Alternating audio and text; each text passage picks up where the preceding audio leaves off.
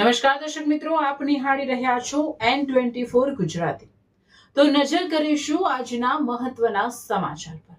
જંબુસર તાલુકાના કાવી police station વિસ્તારમાંથી માનવતાને શરમાવી એવી એક ચોંકાવનારી ઘટના સામે આવી છે। માત્ર 17 વર્ષની સગીર વયની દીકરીને ઘરેથી ભગાવી જઈને એક નરાધમે દુષ્કર્મ આચર્યું હોવાની ઘટના સામે આવતા સમગ્ર વિસ્તારમાં ભારે રોષ ફેલાયો છે। મળતી માહિતી અનુસાર જંબુસરના કાવી પોલીસ સ્ટેશન વિસ્તારમાં આવેલ એક ગામમાં 17 વર્ષીય સગીર વયની દીકરીને આરોપી સચિન કુમાર ગિરીશકુમાર ઠાકોર ઘરેથી ભગાવી લઈ ગયો હતો અને ત્યારબાદ આ હેવાને સગીર વયની દીકરીને પોતાની હવસનો શિકાર બનાવી દુષ્કર્મ આચર્યું હોવાનું પોલીસ તપાસમાં સામે આવ્યું છે। આ સમગ્ર ગુનામાં આરોપીને મદદ કરનાર જયેશભાઈ ઘનશ્યામભાઈ ઠાકોરની પણ કાવી પોલીસે ધરપકડ કરી છે।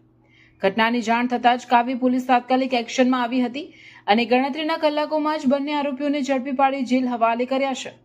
આ સમગ્ર મામલે પોલીસે દુષ્કર્મ, અપહરણ તેમજ પોક્સો એક્ટ હેઠળ ગુનો નોંધી આગળની કાનૂની કાર્યવાહી શરૂ કરી છે।